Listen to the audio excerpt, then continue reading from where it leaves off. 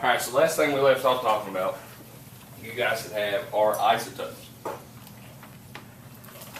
Not only do you got those isotopes in there, we also talked about radioactive isotopes. That's where we left off. What makes radioactive isotopes radioactive?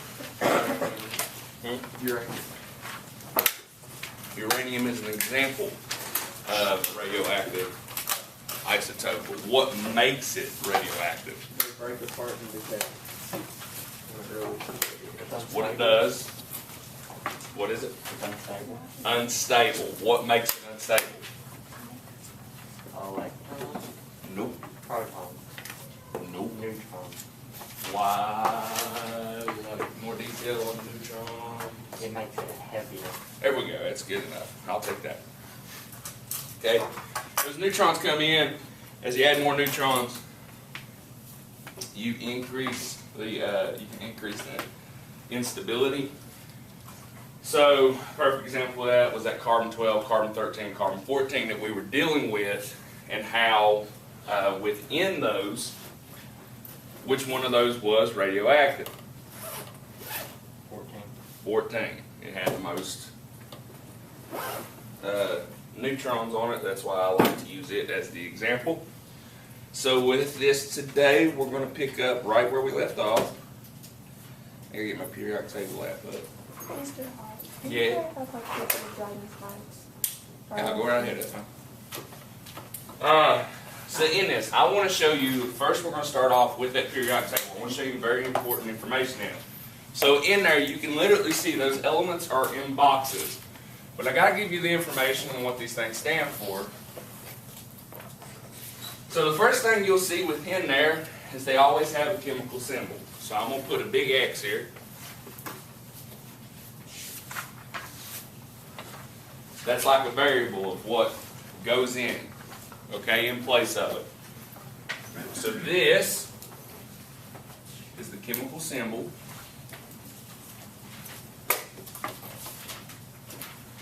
This is also known as the atomic symbol. I like chemical symbol more though. I just do. Then what you'll see, is I know these abbreviations will be new to you, but I'm pretty sure yours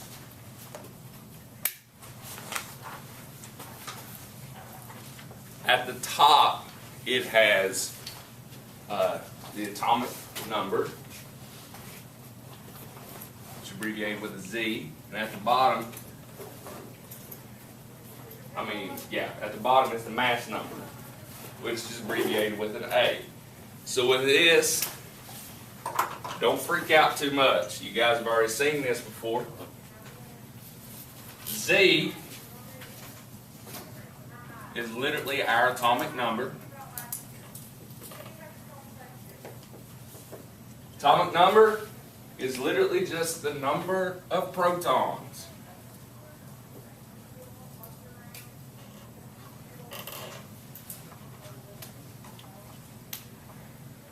Now that A down here, that's mass number.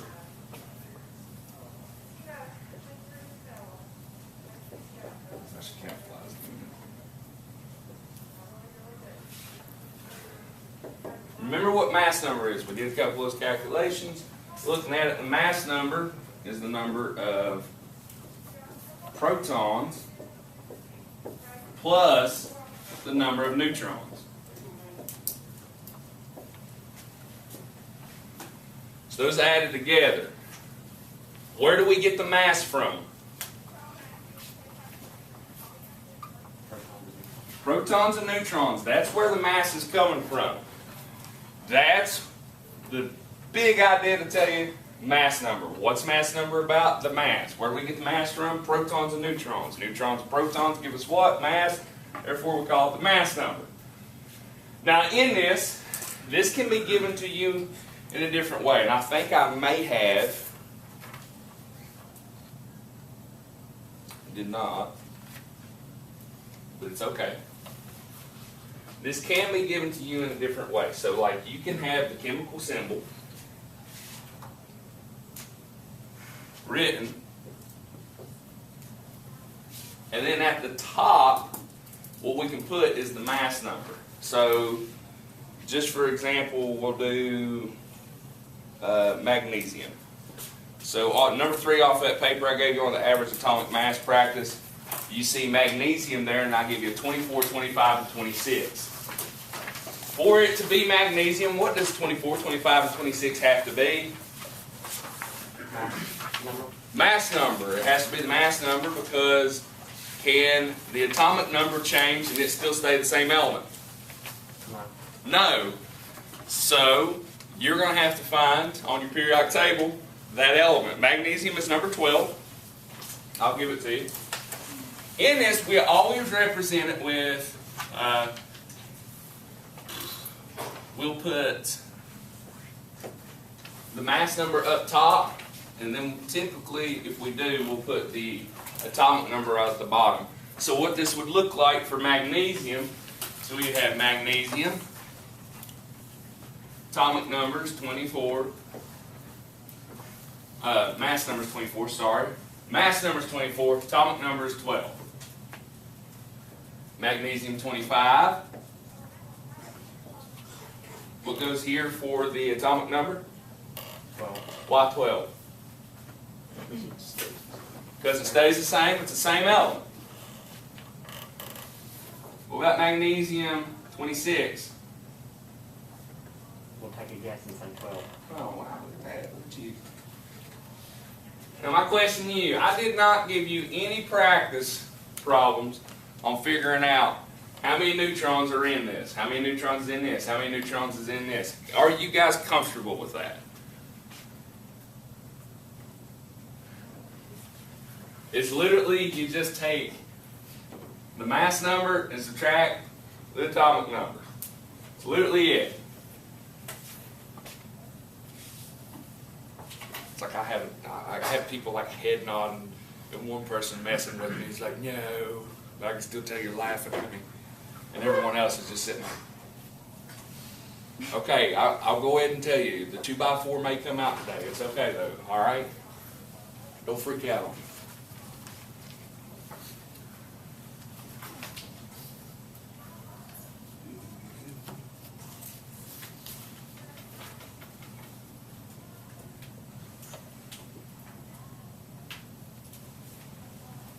What do the percents have to do on the worksheet? I'm about to show you. It's your first game. Okay, any questions here? Yes, I'm completely lost. At what point? Where's the 25 and 26 come from? I'm sorry? Where's the 25 and 26 come from? I just gave those. Like, Oh. what it is, this is literally what I'll do. I'll show it to you guys. If you want to, I'm pretty sure it's a free app. I have a periodic table app on my iPad. You can also, I have it on my phone also. I know, I'm a nerd. I teach chemistry. So it's nice to have. So literally what I do is I come on here and it has the isotopes. And I find the isotopes of 24. And then I find, that's where I get those numbers from. Those mass numbers, but then for the percent abundances, those percentages that I've got on the paper, I'm also getting them from here. That's percent abundance, which we're getting ready to go into now. Okay? Everybody good?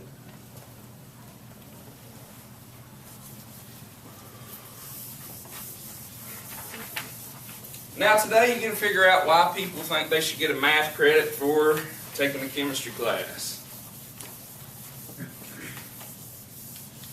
On your periodic table, do you see those numbers down there where I told you the mass number would be?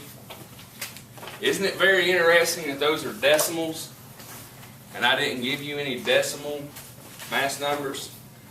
The reason behind that, on your periodic table is what we call the average atomic mass. Today, you are going to work with finding the average atomic mass.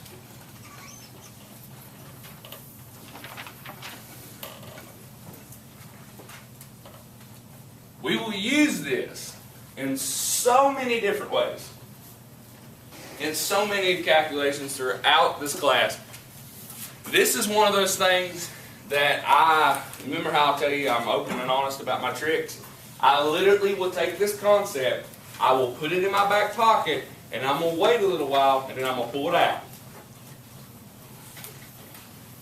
Because this will link to some stuff that we're going to go over in this class. Remember, everything comes together. Once you learn it, don't forget it. All is fair game. Within this is what I have to give you. Here's the information I must give you. And I'm even going to write it in purple. That's how important it is. Mr. Hall must give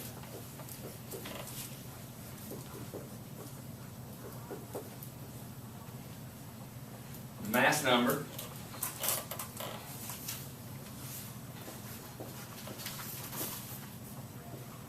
and percent abundance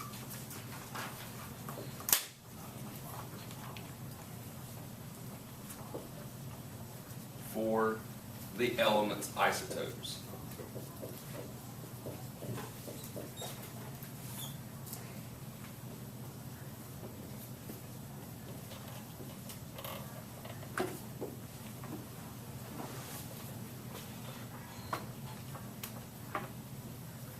I have to give you the mass number and the percent abundance for the element. I want to make sure I don't choose one. It's on your sheet. Just give me a second.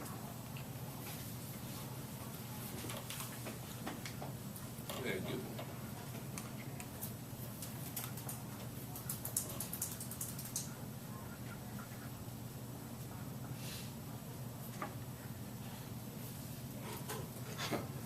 That's going to be stupid.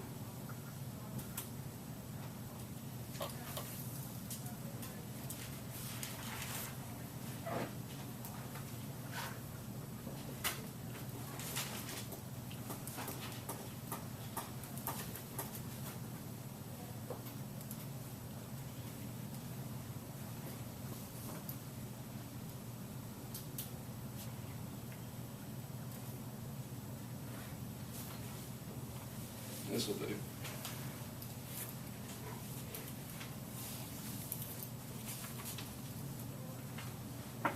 Okay. So for this, we're going to do an example of potassium. So potassium, symbol K, atomic number 19. So in this, first thing I have to give you is the isotope. The other thing I have to give you is percent abundance.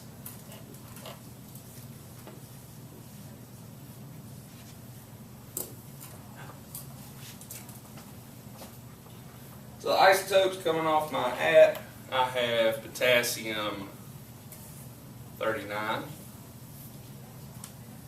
potassium 40, and potassium 41. What is that? Atomic number or mass number? Mass number. Mass number. How do you know it's a mass number? This is there. Because it's changing. Because it's changing. It is there, but the dead giveaway is I'm still showing potassium, but the number changes. Either way, you're fine. I feel like at least we'll have 2 good grades on the quiz. Potassium 39% abundance, 93.258. 1%. Potassium 40 is 0.0117%. Potassium 41, 6.7302%. All right, so I'm going to give you the steps to doing this. Whenever you're trying to find the average atomic mass, step 1.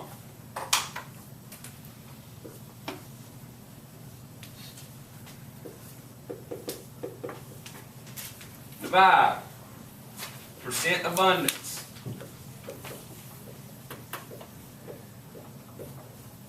by 100. Purpose behind this is we cannot do the math with the percentage, we have to have the decimal.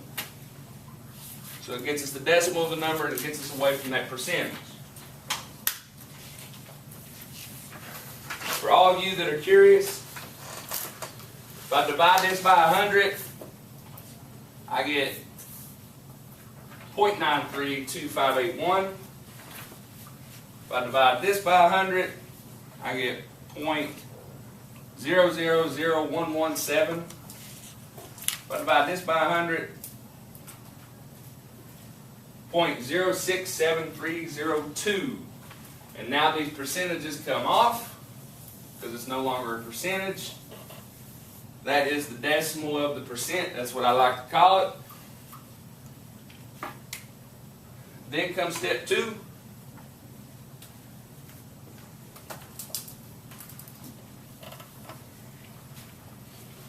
It's going to sound weird at first. Just trust me, it'll make sense here in a minute.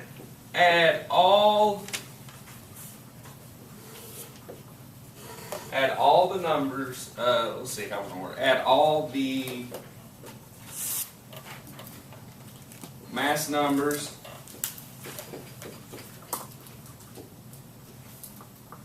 multiplied by the decimal of the percent abundance.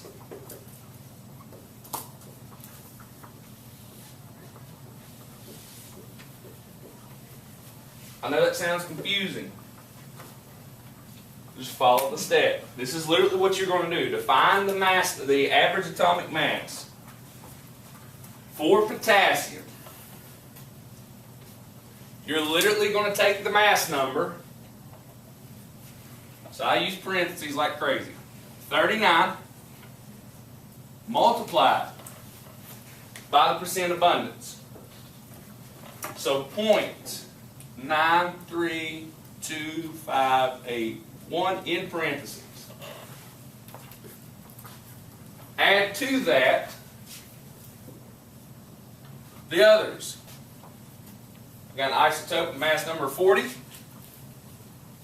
That's times 0.000117 in parentheses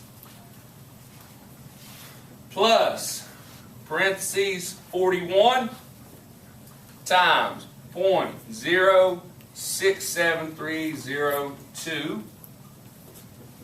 You can do that in your head. You're a better person than me.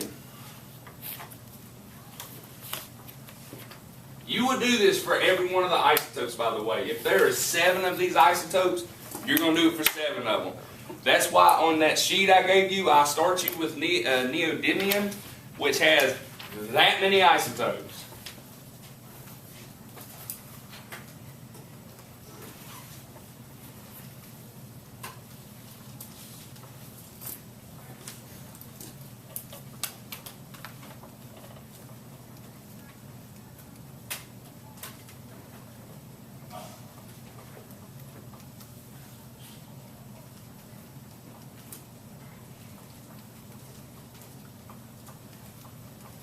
I get 39.1347. In this class, I like to take things out 4 places past the decimal. You guys will hear about sig figs or sig digs, whatever they're calling them nowadays, one day or another. I hate sig figs and I hate sig digs because I think it leads to bad science when we do calculations. If the answer is 39.1347, and I have one significant figure, that means my answer is 40, and that's a big difference between that number and 40. Huge. Monumental. Big, big difference, okay?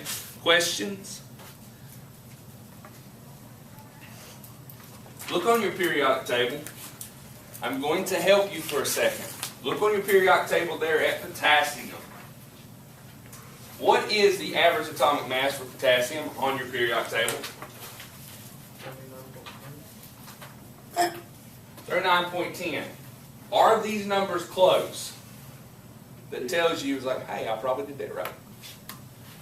Now, there is one big issue here. Nobody has stuck it out to me yet. Probably because y'all are scared to death. It's okay, I understand. What is the matter with my answer here? And don't tell me that's 0.10 and that's 0.13. What matters? 2%. It's not the percent. I've told you this matters in this class. If you don't give it to me, you're wrong. Units. If you do not give me units, you are wrong. So there's two sets of units you can use here. First one is AMU. AMU stands for atomic mass unit.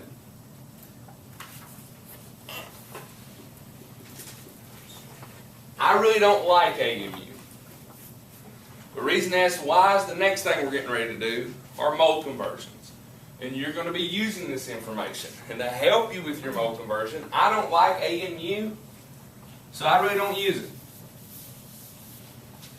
I use grams per mole.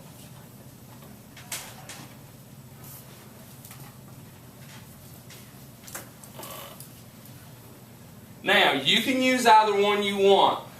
When you turn in the quiz, if you give me atomic mass units, you're fine. The important part of it is making sure you have units at the end of your answer. Any questions? This is the time to ask.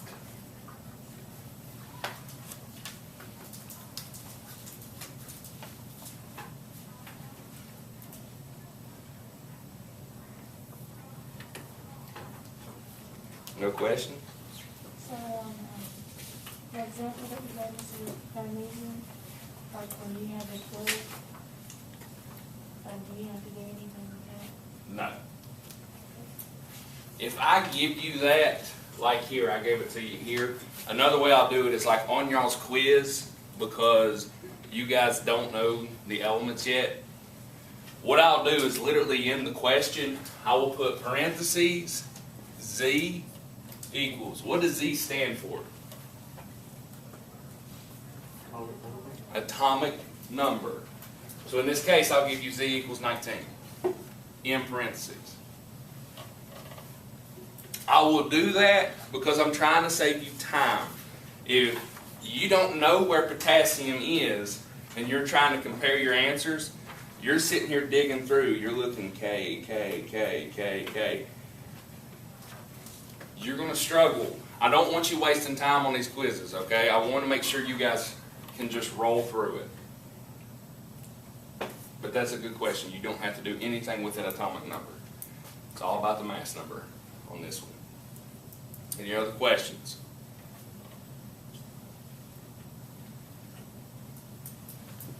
All right, I want to give you an opportunity to try one. This is the part where I look at you and I tell you, I give you time in class to work this. This is where you actually try to work it, punch in the calculator, see what you get.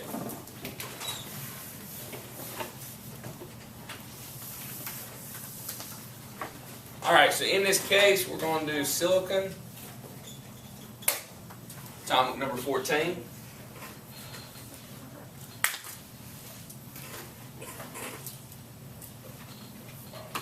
That's 3 isotopes, so not too bad. Silicon 28, silicon 29, silicon 30. Percent abundances is 92.223%, 4.685%, and 3.092%. I want you to give this a shot. Okay, I'll give you 2 minutes. Give you time to try it.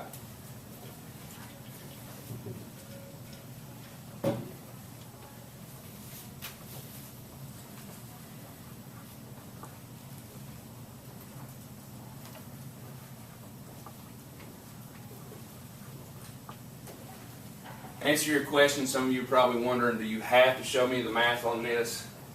No, but I will go on and tell you, I'm probably not going to be that guy that it works out exactly what it is on the periodic table.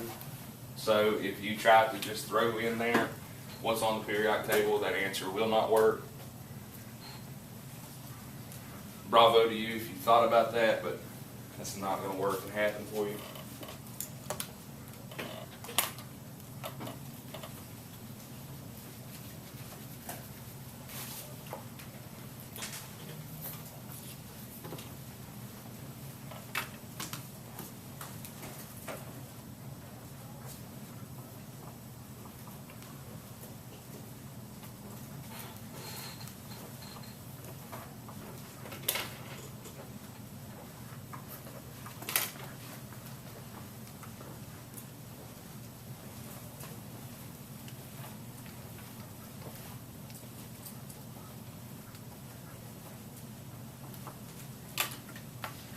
Anybody feeling overwhelmed and like I hit you in the face with a 2x4 yet?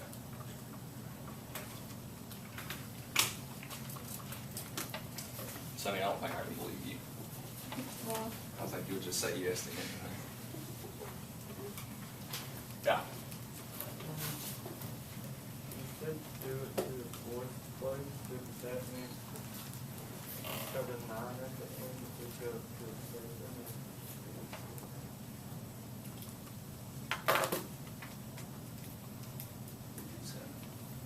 You can round it up. It's a good question, guys. Hey guys, on this, if you go to round this thing up, and if you forget your rounding rules, I'm not so caught up on if you round it properly or not. That's the reason I'm taking out 4 places past the decimal. That small of a number difference, calculation-wise, is not going to make a huge change.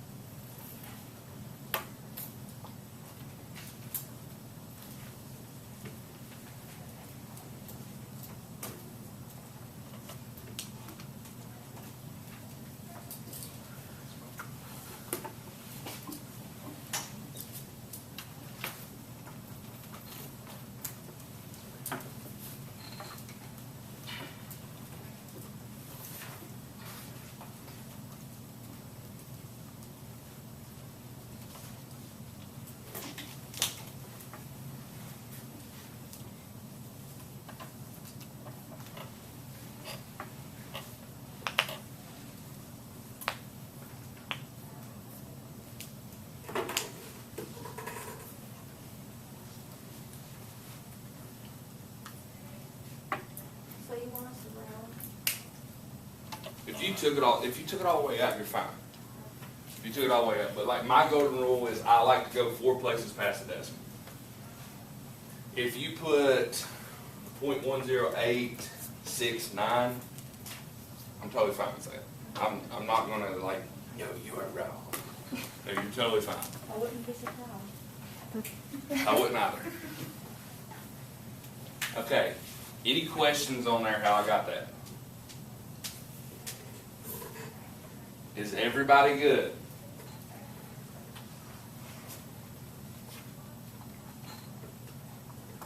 No questions. Okay. Does it make sense that that number is so close to 28? I guess. Let's go from guessing to knowing. Another way to help you. Which one of these is the highest percent abundance? 28. Silicon 28. It is literally 92.223% of the silicon on this planet that we know of exists in this universe that we use. 92.223% of it is the isotope 28 for silicon. 4.685% is silicon 29. 3.092% is silicon 30.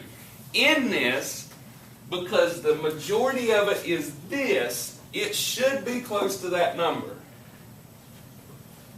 So if I gave you this right here, and I asked you the first question is, what number should the average atomic mass be really close to?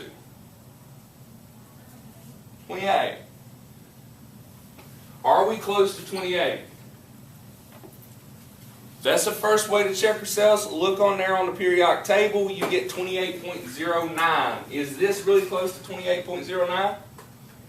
Therefore, we're probably right.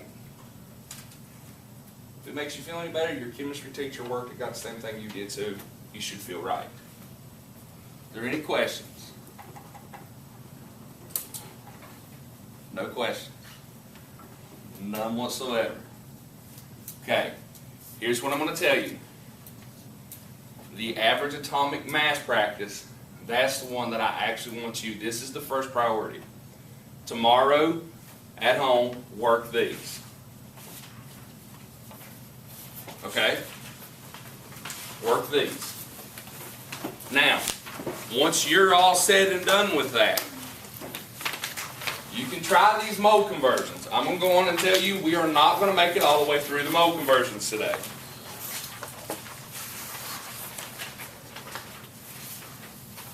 Since I'm being so honest,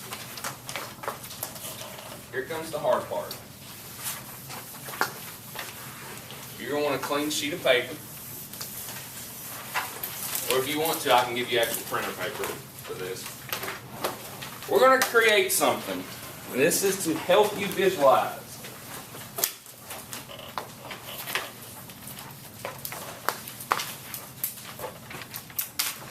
This is here to help you visualize what you are doing with the calculations we're getting ready to work through. I used to not use this, but it helps so much visually. I love using it. I think it will help you. If not, then don't worry. You can just do it standard mathematically and be just fine. But this is where the class starts getting hard. And this is where, before I say anything else to you, this will come back. And this will bite you in the butt if you don't get it now. This is not something that you're used to where you look in a class and you just say, if I don't get it, we ain't never going to use it again. I personally promise you and guarantee you, you will see this again in this class. It is not leaving. So we will start on mole conversions.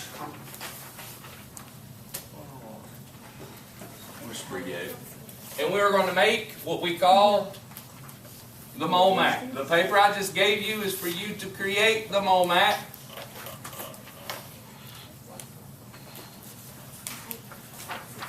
This is for you to hold on to.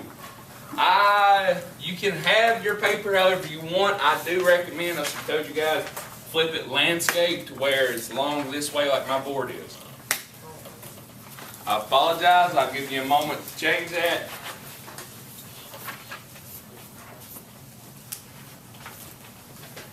How many of you have ever heard of the mole?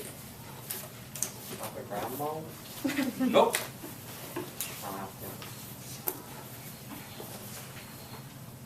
We are going to discuss the mole. We call these mole conversions for a reason. So the centerpiece. Okay, and whenever you're doing this, you're not going to make it dead center in your paper because we're going to put some boxes around here. But up here, the first box we're going to put is the mole.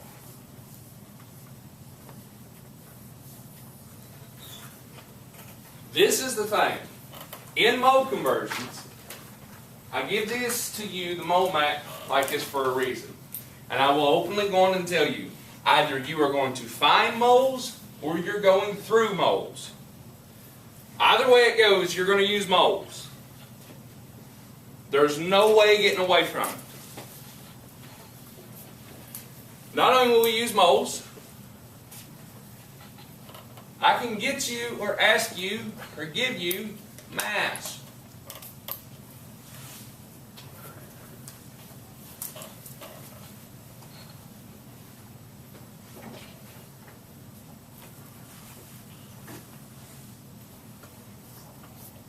Over here, this box has multiple units to it because it depends what you're looking at. It can be atoms, molecules, particles, or formula units.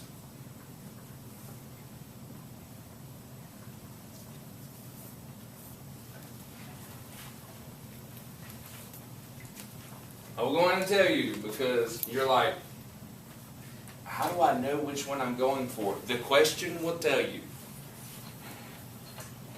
Either that or I literally start you there. And then down here, oh my gosh, it's so much.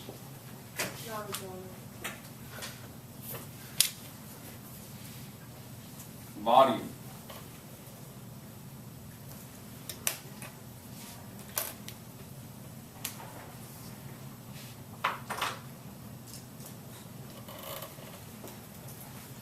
Here's the first thing. To get where the mole has come from. What is the mole? I know this sounds like a very funny introduction to you. Today's Tuesday, so I will see you all Friday. Yes? Friday you come in here, I will have a video for you. It goes through and explains this very nicely. But literally the mole is it's literally just like a unit that we wrap a bunch of small little things into. It's kind of, if I looked at you and I said, I have a dozen of donuts, how many donuts do I have? 12. If I told you I had a baker's dozen, how many I got? 13. If I looked at you and I told you I have a pair of shoes, how many shoes? 2.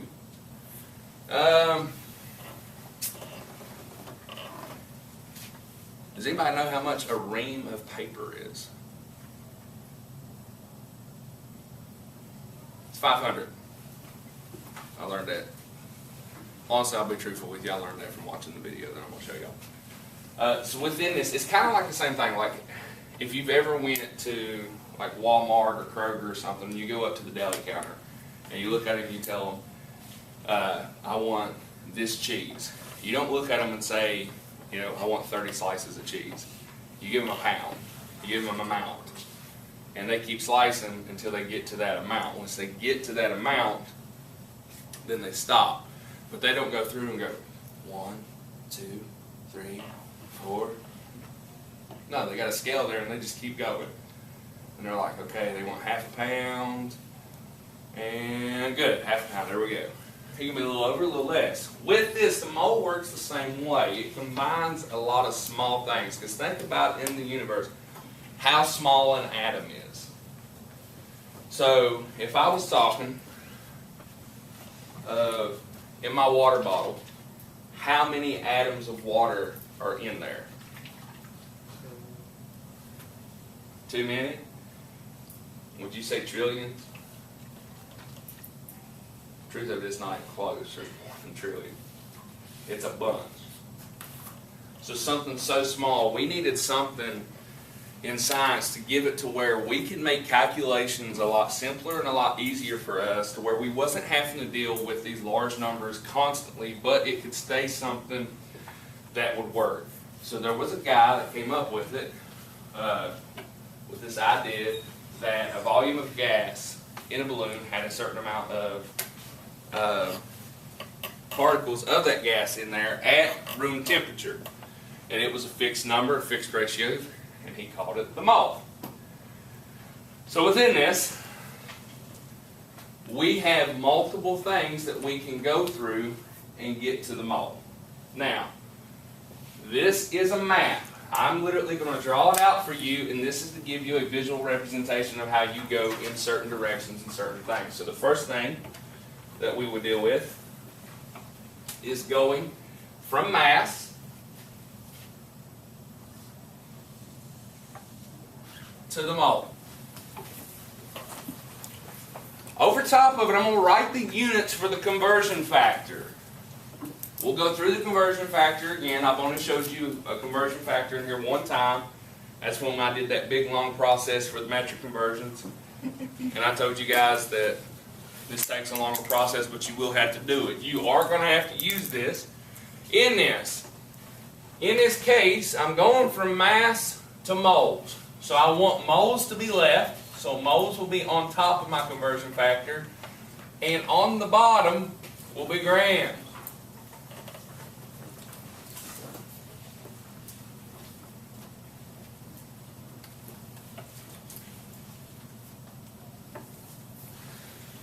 Now, on a map, I can go one way, but I can also go the other way. So at the same time, I can also go from moles to mass.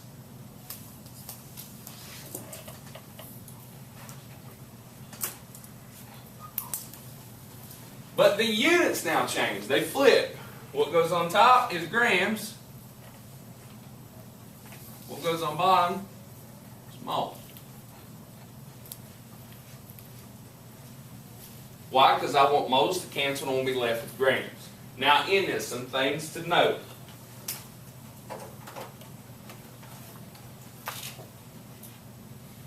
In this, something I'm going to show you here in a little bit, hopefully, if I have time.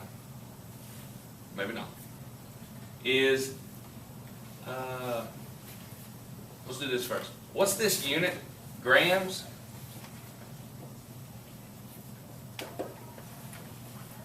If I start you with something that is kilograms, you can't just straight do this calculation. First thing you have to realize is you have a prefix, kilo. Everything that you're going to use here when you set this conversion factor up, you'll be using the periodic table. It's automatically set for grams per mole. In that case, you can't leave this as kilograms. You have to see, and notice you have to do a conversion factor to go from kilograms to grams. Then you can do the calculation. Another part of this is if you're dealing with a molecule or a compound, you have to find something called the molecular mass.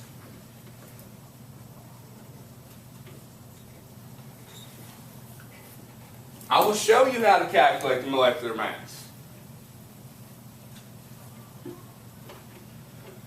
Another thing to note is if you are starting at mass and going to moles, or you are going from moles to mass, you will use the periodic table.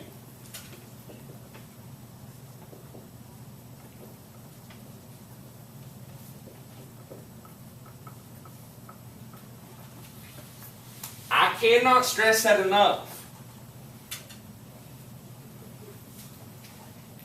Whenever we come to these mole conversions, you're not always going to automatically jump up and grab your periodic table and start looking at it.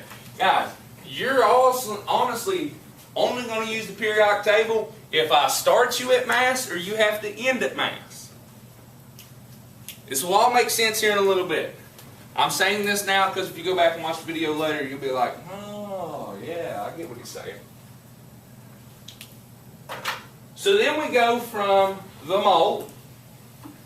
We're going to look now at going from the mole to volume. There's a very special number.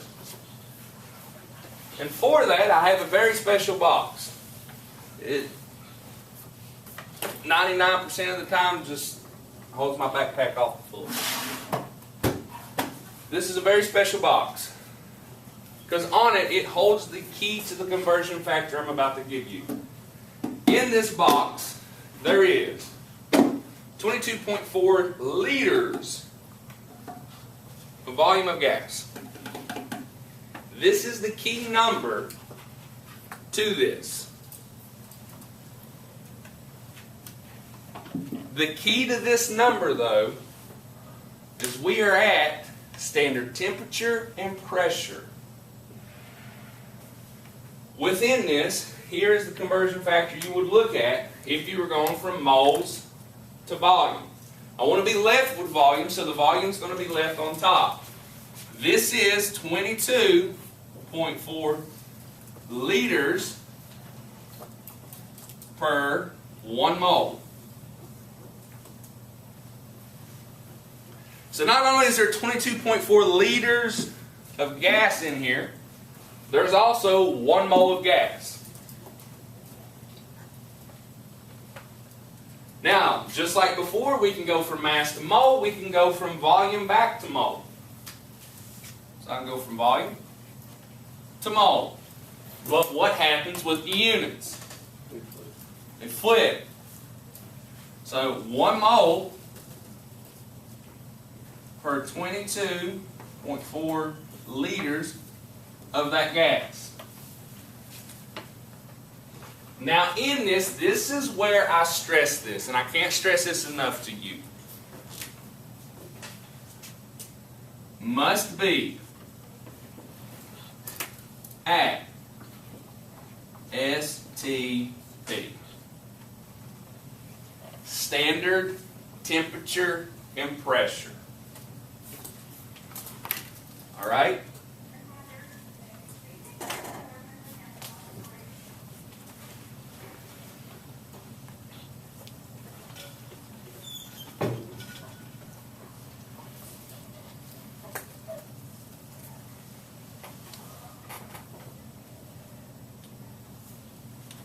It has to be at standard temperature and pressure. I've bounced back and forth with this, and I guess I'll stay how I normally have. I'm not going to make you know what STP is. I'm not going to make you memorize what standard temperature is or what standard pressure is. I will just tell you it is at standard temperature or pressure. If I give you a value for temperature or I give you a value for pressure, then you're not at standard temperature and pressure. Right now, it's on camera, we're recording. So if there's a problem, you can go back to this video and you can pull it up and you can be like, this is not what you said. I will tell you it's at standard temperature and pressure. If I do not tell you standard temperature and pressure, but I give you values for temperature and pressure, have I given you the values for what standard temperature and pressure is? No. Therefore, you cannot memorize what standard temperature and pressure is. Hence, if I tell you standard temperature and pressure, you can make the calculation. If I give you a value for temperature or I give you a value for pressure, you cannot make the calculation. Are we clear? Now that is for going from volume to mole. If I give you standard temperature, if I give you a value for temperature and a value for pressure, but I start you with mass, can you make the calculation?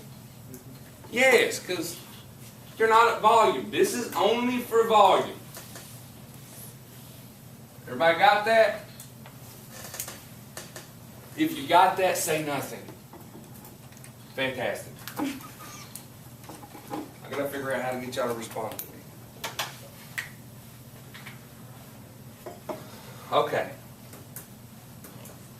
Then brings us to, honestly, what is the easiest calculation in this whole thing if you memorize one number. And this is literally the bread and butter behind this whole thing. I'm going to give you the number first.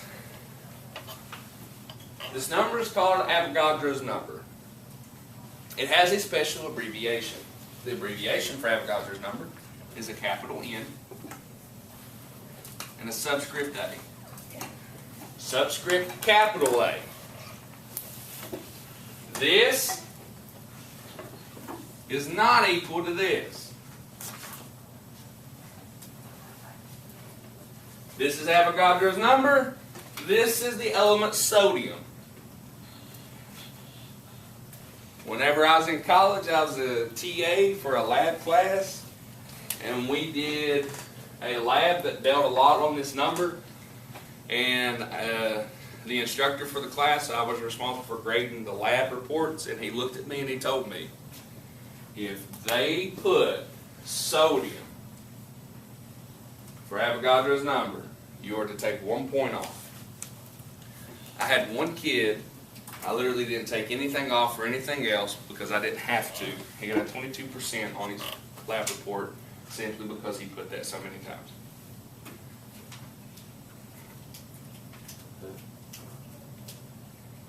Make sure you know the difference. If you give me sodium, it is wrong. That's Avogadro's number. Now time for Avogadro's number. Avogadro's number is equal to 6.022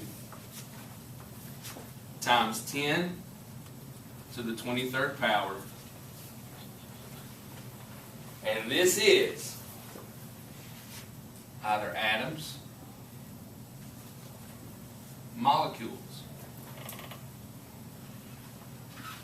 particles, or formula units.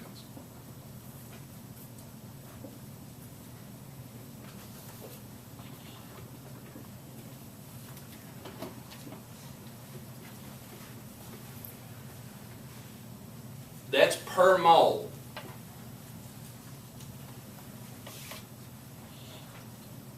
So in 1 mole, of carbon, there are 6.022 times 10 to the 23rd atoms of carbon. In 22.4 liters of oxygen at standard temperature and pressure, there are 6.022 times 10 to the 23rd molecules of oxygen. So this is per mole. This is so important that you memorize this. It's so important that you memorize this because do you think Mr. Hall is going to let you have the mole map on your quiz? No! Ain't going to let you have the mole map.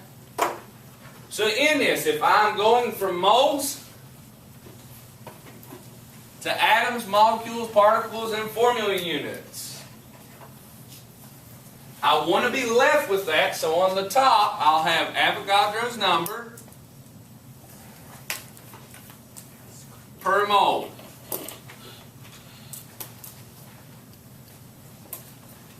This is crazy, yes. I'm trying to give you a way to visualize it though. If I'm going from atoms, molecules, particles, or formula units to the mole,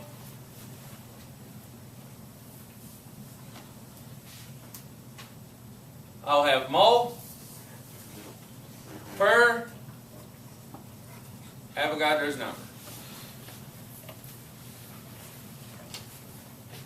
Now, like I said, I know it's confusing right now. Don't get so caught up on, oh God, he says units matter. If I don't put units, I'm going to be wrong. I guess I got to put them all. No. I will ask you in the question. I will literally give you the units you have to end with. Or I will start you with them. Do not freak out on this, okay?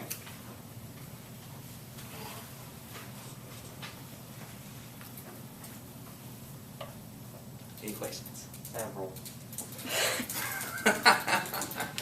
So you guys got this? Because I'm going to need the board, so I got to erase this. What's a mole? You see, it's this little furry creature that burrows down in the ground. The other mole. Oh, that mole. Well, that's that thing that like grows on your aunt's face right there. The other one? Oh, that one. That is a chemistry component. You're going to get used to it, trust me. This will come back. If there's anything I can say to you, this is me having an open heart to you right now. This is going to come back in this class. I need you to get this. Okay? Work with me. I will work with you. I absolutely am here to help you. I'm not here to fail you. Contrary to whatever anybody wants to tell you, my goal is not for one kid to fail.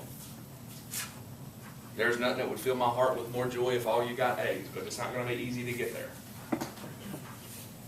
Education is a two-way street. I present the information, but it's you. I put the ball in your court. You got to pick up the ball, play with it. Or I hand the ball off to you. It's up to you if you're going to run for the touchdown or not.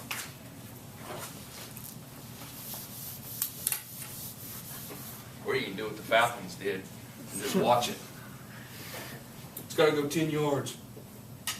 How'd Dallas get the ball? You let it go 10 yards. It's got to go 10 yards from them, you idiot. Atlanta threw that game, by the way. Dallas did not win that game. Okay, so within this, please do not feel overwhelmed. Last year I did this and the kids liked it a lot more. I start with a really hard problem. Alright? I start with a hard problem to show you what these things are going to look like when we get to the top. Like I'm going to show you the grand beast right now. I don't expect you to be able to do this. That's why I'm going to walk you through it. But I want you to see what the grand beast looks like. Once we show you the grand beast, then we drop way down to the very beginning. And we literally, I build you up to it.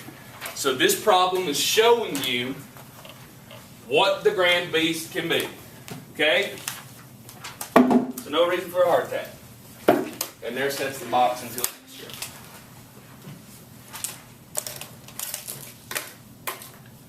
Let's do how many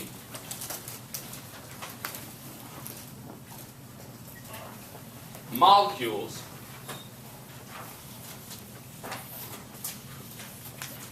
of propane. I will put in parentheses. I will give you the molecular equation, chemical equation, sorry. Chemical equation. C3H8 is propane. How many molecules of propane are in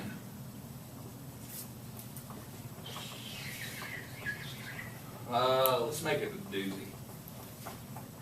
16.4 times 10 to the 6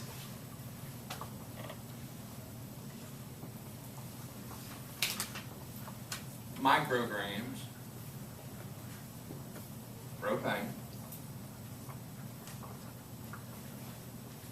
And I'm going to throw a second question in there to show you how to work from another way.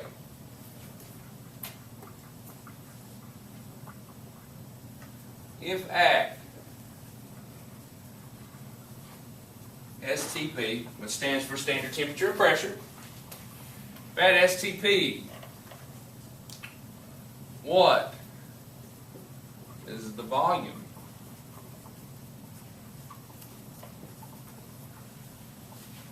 of that propane?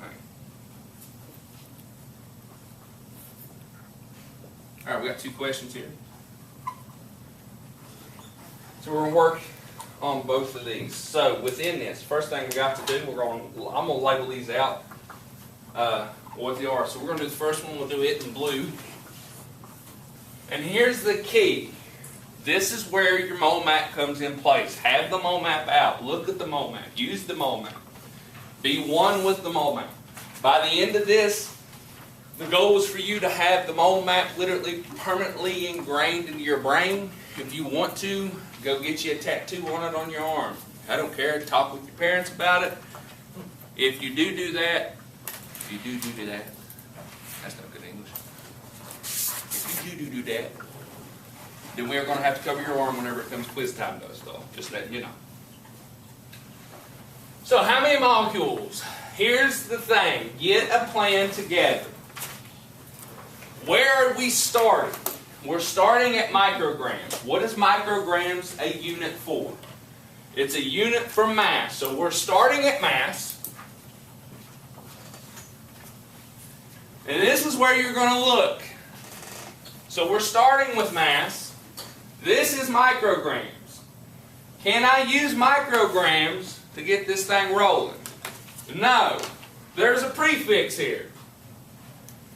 We have to be in grams. So we're going to start at mass.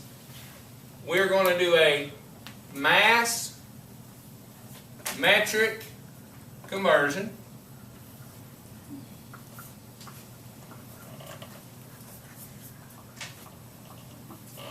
To get to grams.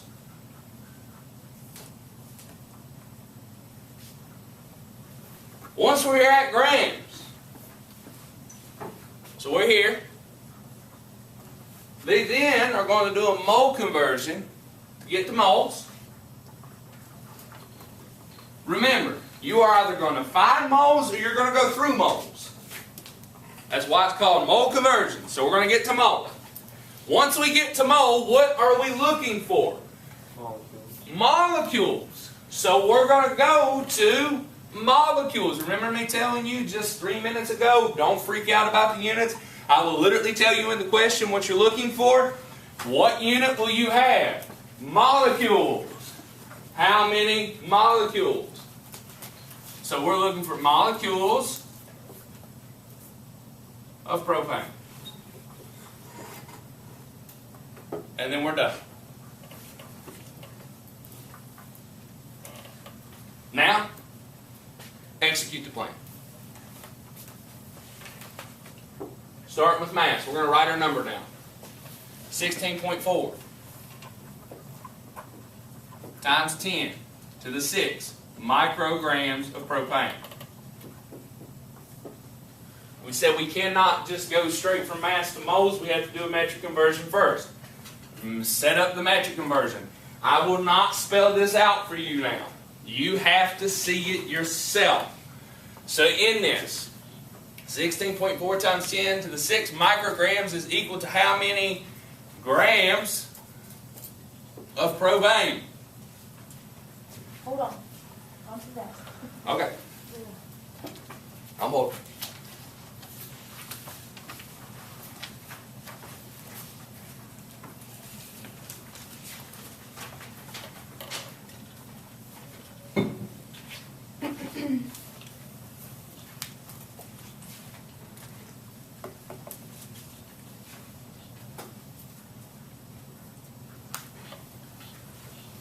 Here's the key and the important part, is seeing that and setting that up.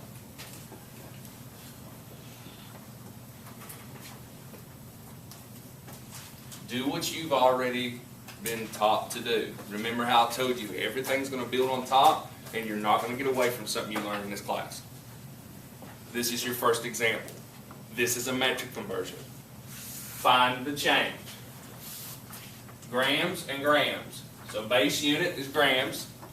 We're going to do a metric conversion. I'm starting with micro. What's the exponential value for micro? -6. -6 minus, what's the exponential value for the base unit? 0. So -6 minus 0 is -6. Multiply by, 6. you're going the right way, but I was stretching out the steps. Right. You're fine. You're fine. No, I know what you're thinking. Multiply it by the value that's on the units, the exponential value that's on the units. Is there an exponent on the unit? No, so there's a 1, so we don't multiply by it. So then we add what we originally start to it, which we will add 6. You're thinking I just was trying to slow it down. You're fine. So -6 plus 6. 0. 0. So in this, we would have 16.4 times 10 to the 0. What's anything to the 0 power? It's 1. So that no longer matters. We can take that out. So we are left with 16.4 grams of propane. Now, write that down. 16.4 grams of propane. Set it over 1. Now comes the conversion factor. We're now here, we got to get to mole. So in this, we got to set a conversion factor up. Just get close to time to Go to second period. Let's go ahead and start the process of cleaning.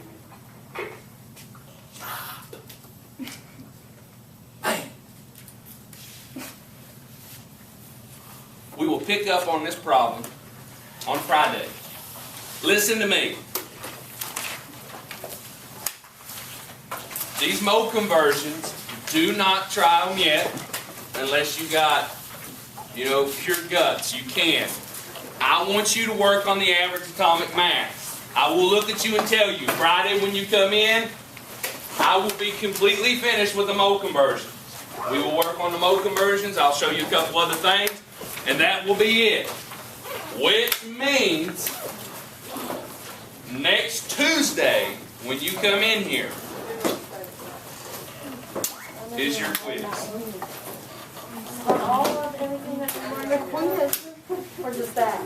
Once you learn it, Oh my don't God. forget it, because all is fair game. I'm gonna forget. We're gonna If you have questions, please reach out to me. If you have blue cards and stuff, please give those to me.